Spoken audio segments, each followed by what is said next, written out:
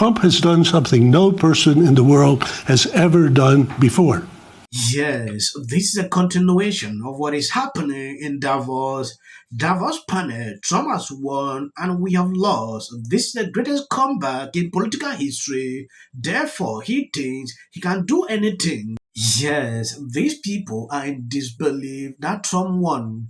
When you look at all the panels I've seen, for 2 days now, Trump name is coming up. I don't know if you've seen this. I'm going to play the video before we go into the full analysis. Trump has done something no person in the world has ever done before. A dead man, a dead politician, has risen. Somebody who, if we were 4 years ago at Davos, he's buried, dead politically, known to me. He's now returned. This is the greatest comeback in political history of a politician. And then, therefore, he thinks he can do anything. We need to also factor in not only who's won, which is Trump, but who's lost, which is to say us. And I guess I would throw into that the epitome of the us who is losing here is Europe. That the European Union and by and large its member states have misread the direction where events were going. The causes that it is interested in, climate, human rights, some others, as well as the methods of diplomacy that it prefers, are simply being gradually kind of marginalized as something new, not necessarily something better, but something new moves into the center. I propose putting... You can see the panic in here. During his speech at the World Economic Forum, Spain leftist Prime Minister Pedro expressed his proposal to eliminate anonymity for all social media users. This is crazy. I don't know if someone used a comment to spark on this man on social media or what exactly. I don't understand. They want to do something in such a way that you cannot hide yourself on social media. That is what this guy is advocating. Crazy. At a certain point, when I saw this segment, it is 2 minutes long. I'm going to play so you can see their plans. Though some countries tried with X, like Elon Musk should be able to review every account. Elon Musk rejected because it violated a lot of rules. I propose putting an end to anonymity on social media. In our countries, no one can walk the streets with a mask on their face or drive a car without a license plate. No one can send packages without showing an ID or buy a hunting weapon without giving their name. And yet, we are allowing people to roam freely on social networks without linking their profiles to a real identity. This paving the way for misinformation, hate speech, and cyber harassment, because it is facilitating the use of bots and it is allowing people to act without being held accountable for their actions. Such an anomaly cannot continue. In a democracy, citizens have the right to privacy, not to anonymity or impunity, because with those two, social coexistence would be impossible. That is why I believe we must push forward the principle of pseudonymity as the functioning element of social media and force all these platforms to link every user account to an European digital identity wallet. This way, citizens could use nicknames if they want, but in the case of a crime, public authorities would be able to connect those nicknames to real people and hold them responsible. Because accountability is not an obstacle to freedom of speech. It is an essential complement to it. On social media user, or it's much better to say, one social media user, one real ID. This is the only way to really ensure that minors do not access inappropriate content that people who commit crimes are banned or prosecuted from social networks, and that the millions of fake profiles that exist and influence the public conversation are removed.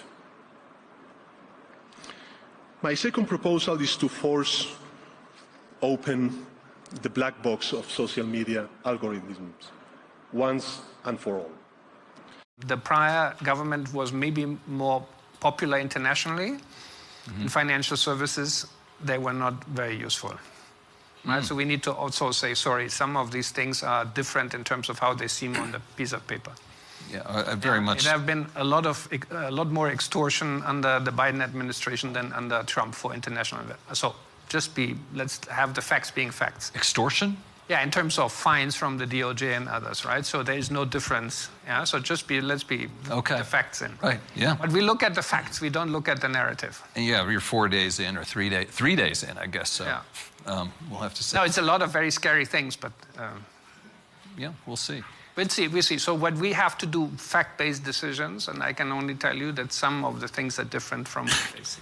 Right. I mean, when you may have some deregulation on the one hand, you may have protectionism on the other hand. So that's going to be very interesting to sort. Yes. So for financial services, it's different maybe than for other good and trade. That's care for the next generation fails. Yes, Davos 2025, the person who posted this, Dr. Eve, is clearly upset that Trump won and people are waking up to the sinister plans of the web, and he is clearly upset that nations want to be sovereign. He says it self-serving and that it undermines collective progress. It is important we look into Davos 2025. I'm going to show you a lot of videos, so please stay through to the end. Care for the next generation fails. We risk depending into self-serving and short-sighted behaviors that undermine collective progress and lead to profound societal and political shifts. To counter the erosion of hope and confidence in our future, we must go beyond reacting just to crisis. We must focus proactively, shaping the future in strategic, innovative, and constructive ways, despite the intense, short-term pressures and problems which we all feel. It is not cynicism or negativism which brings us forward, but practical steps to address the real-world challenges, what we want to do here during. While America's adversaries, China's in the worst economic position since the 90s, maybe the 70s. Russia's in severe decline. Iran's just lost its empire by proxy. So it's a very unusual time to have an individual that is in no way concerned about or constrained by rule of law. He's made that very clear. And now what is he actually going to do? Is he going to be a dictator? No, I'm not in any way in that camp. But I do think one of the best ways to understand what Trump will do is to understand who pays him. Right? I mean, he flipped on TikTok. He was one of the first people that was opposed to TikTok, but he shifted because Jeff Yass and other investors paid him. And that's a good way to get Trump to do what he wants you to do. And we are seeing that. We saw it on the stage last night at the inauguration, and we'll see it at Davos, of course, but we'll also see it with all of the different leaders that are or aren't responding to the demands that he's making. The best way to get it done is not align your foreign policy with America strategically. It's not support U.S.-led multilateral institutions that he's not committed to. It's pay Trump. And by the way, there's now new crypto that allows you to do that. And by the way, I was critical when Hunter Biden launched his crypto coin too, which he didn't do, right, for a reason, because it's unprecedented. This is not, if India was doing this, we would say they were a kleptocracy. If Modi was on the phone with a head of state and Elon Musk showed up, we'd say this is a banana republic. But because it's the United States and it's Trump with Elon, it's actually the new way of doing things. I accept that that many of us will be complicit. I accept that many of us will find a way to get on with that, but that doesn't mean it's normal. right? And it doesn't mean that we should sit and pretend that it's suddenly okay, that this new presidency is just going to keep on keeping on. That is not the case. And because, final point for me, because Trump is not going to be here for long, I mean, in part because he's 78, but in part because he only gets 4 years, right?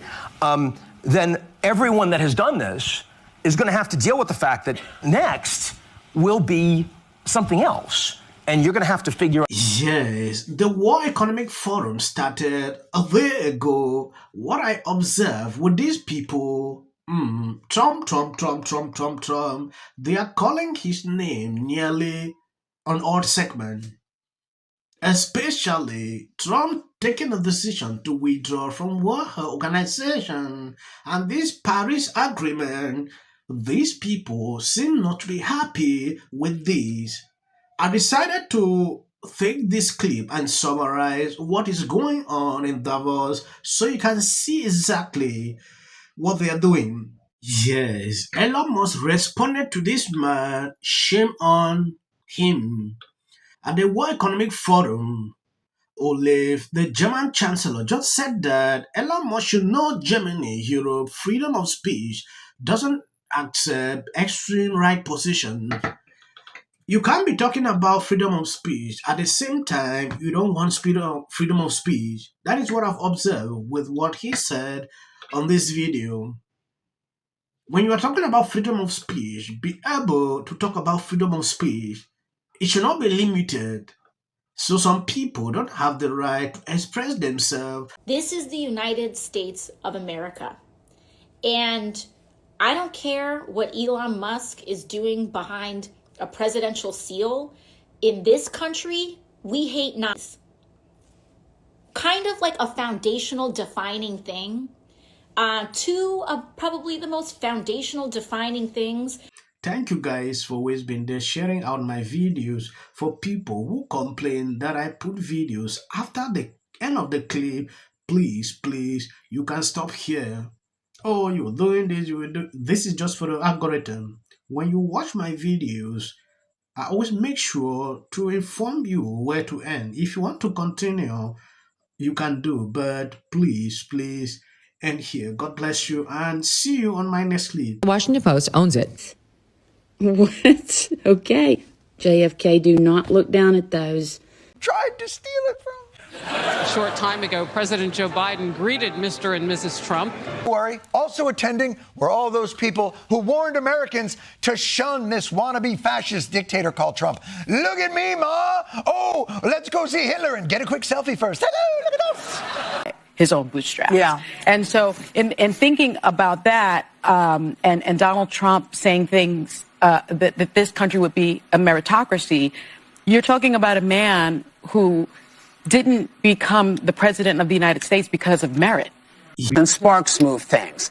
And it doesn't matter how much water you have.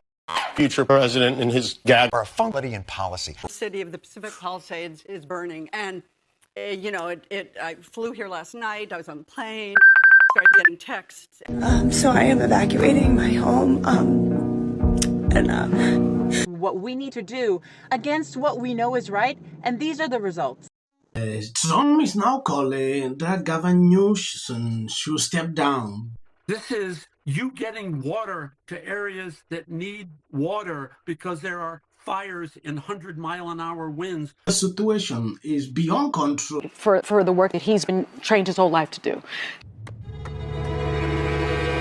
What do we do? Right now you're looking straight. Remember it. As a country about yeah, and then I think all our tax dollars probably went for Gavin's hair gel. I don't know, but it's like, it's sad. I want to be, Jim Jordan. The 5 tenants of Palisades Village right here. This is the town center of sorts. And he did this little dance. Josh Green, the governor of down in Hawaii, who had some. And then we watch the news or talk to my friends. Buying up properties and the likes. These people lost their